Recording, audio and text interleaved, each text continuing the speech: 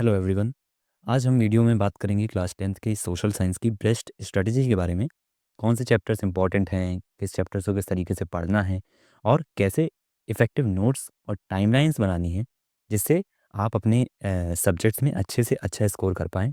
मैं अपने personal experience से बताऊँगा, जिसने मुझे 95 लाने में मदद करी, वो आपको भी हो सकता है मदद करे।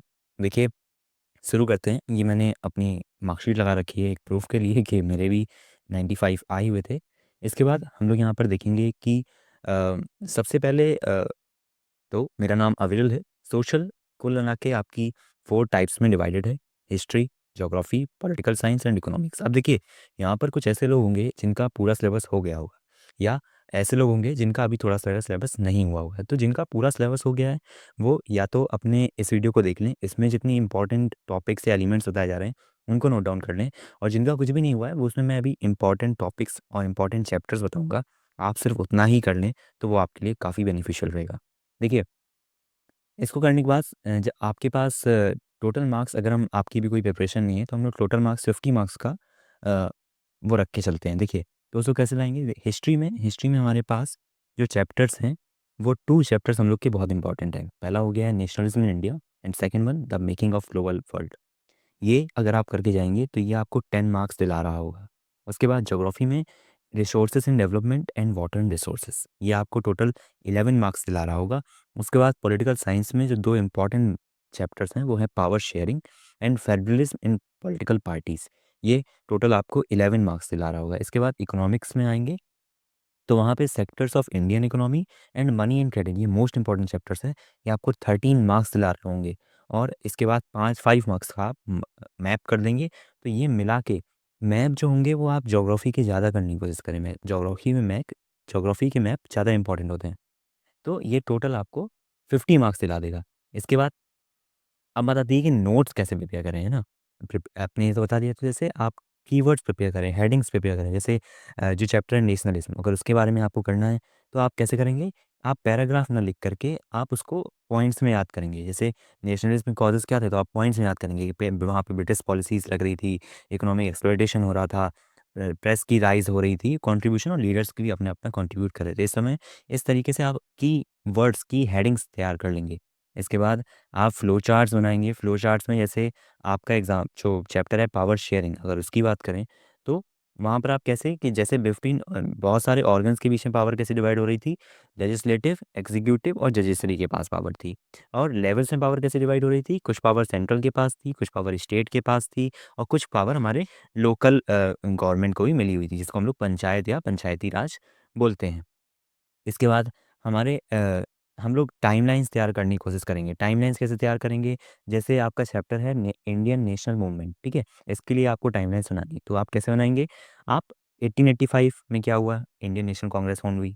1919 में क्या हुआ? जलियांवाला बाग मैसेकर हुआ। 1920 में क्या हुआ? नॉन कॉपरेशन मूवमेंट हुआ।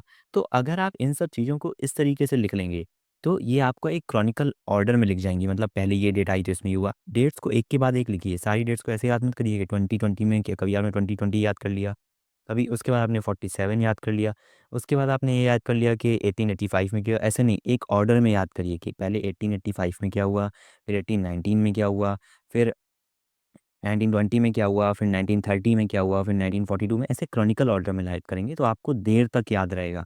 इसके बाद बात करेंगे, हम हमारे पास यहाँ पर अगर आप सारे मैप्स तैयार नहीं कर पा रहे हैं, तो कुछ मैप्स हमारे पास इंपॉर्टेंट मैप्स भी हैं यहाँ पे। इंपॉर्टेंट मैप्स कौन से हैं? ये मैप्स अगर आप और मैप्स करके नहीं जा रहे हैं, तो ये मैप्स तो आपको करके जाने ही चाहिए। इंपॉर्टेंट मैप्स कौन से हैं आपके पास? कांग्रेस के जितने सेशंस हुए इंडिया भर में, वो इम्पोर्टेंट है। नेशनलिस्ट मूवमेंट जितने हुए, वो इम्पोर्टेंट है। जितने भी मेजर सॉइल टाइप्स हैं, वो इम्पोर्टेंट हैं। इम्पोर्टेंट डैम्स हैं, मेजर प्रोड्यूसर जो कॉटन का मेजर प्रोड्यूसर्स हैं, उनके वो कहाँ-कहाँ, कौन-कौन, जहाँ पर ज़्यादा कॉटन बन रहा है, कहाँ पर ज़्यादा शुगरकेन हो रहा है, ये इम्पोर्टेंट है। जितने आयरन ओर्स हैं आपके इंडिया में, ये भी इम्पोर्टेंट है। और जो बहुत ज़्यादा पूछा जाता है, जैसे मेरा जब एग्ज़ाम हुआ था, तब मेरे में पूछा गया था कि कौन-कौन से एयरपोर्ट्स इंडिया में इम्पोर्टेंट है।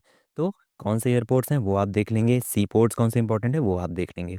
इसके बाद बात आती है कि अब ये तो ठीक है, आपने बता दिया कि टाइमलाइन्स तैयार करनी है, लेकिन ये सब तैयार कहाँ से किया जाए? तो जो आपकी एनसीईआरटी की बुक्स होती हैं, उनके जो साइड में बॉक्सेस बने होते हैं, वो आप पक्का पढ़ के जाएँ। उनकी एनसीईआरटी टेक्स्ट बुक की समरीज़ पढ़ के जाएँ। समरीज़ आपको यूट्यूब में बहुत सारे चैनल से मिला देंगे। अगर आपको नहीं मिल रही है, तो आप कमेंट करिएगा, मैं वीडियो बना दूँगा समरीज़ पे। उसके बाद प्रीवियस ईयर क्वेश्चन्स पे चले जाएँ, क्योंकि बहुत सारा जो पेपर है हमारा, वो प्रीवियस ईयर क्वेश्चन से ही आ रहा होता है।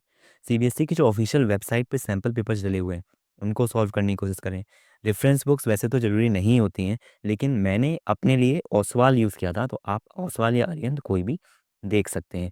इसके बाद जो चीज़ें हैं उनको आप थोड़ा लाइन बाय लाइन पढ़ें। एनसीईआरटी आपको आ रही हो, जैसे आपसे पूछ क्वेश्चन पूछ लिया गया कि जैसे लोकल गवर्नमेंट को पावर दे दी जाती है, तो उसके उससे क्या इम्पैक्ट पड़े?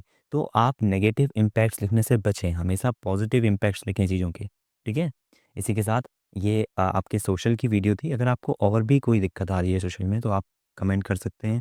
ये टिप्स ट्रिक्स जो थी ये आप लगा सकते हैं। जो चीज़ें आपको समझ में नहीं आ रही, वो आप कमेंट कर सकते हैं। मैं उस पे वीडियो बना दूँगा। थैंक्स। साथ ही अगर कोई भी सब्जेक्ट में आपको कोई भी दिक्कत आ रही है, तो आप मुझसे पूछ सकते हैं, मैं आपको बताऊँगा। ऐसे ही मैंने एक इंग्लिश की वीडियो भी अपने चैनल पर डाल रखी है, उसमें मैंने पूरी ग्रामर्स पढ़ाई हुई है। अगर आप वो ग्रामर एक वीडियो में कंप्लीट करना चाहते हैं 1 घंटे के अंदर, तो आप वो वीडियो भी देख सकते हैं। Please like and subscribe.